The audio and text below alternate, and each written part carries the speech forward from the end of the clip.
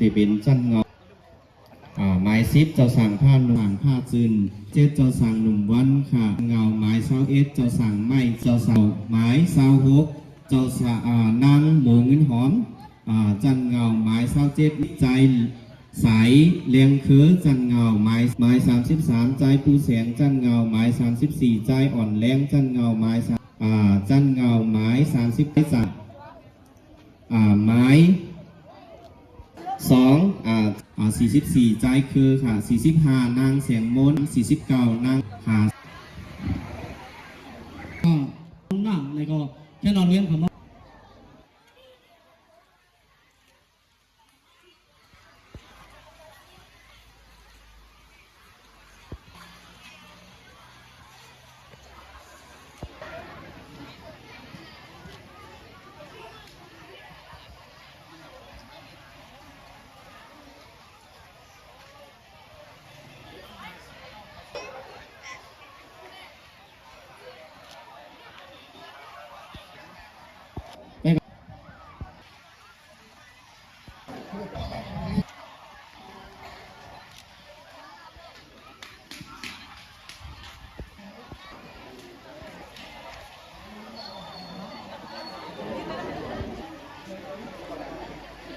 จะพูดค่ะทุกเจียนนั้นว่า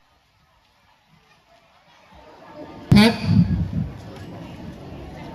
สายฟ้ากันเสียงสากจักรพรรดิของพัน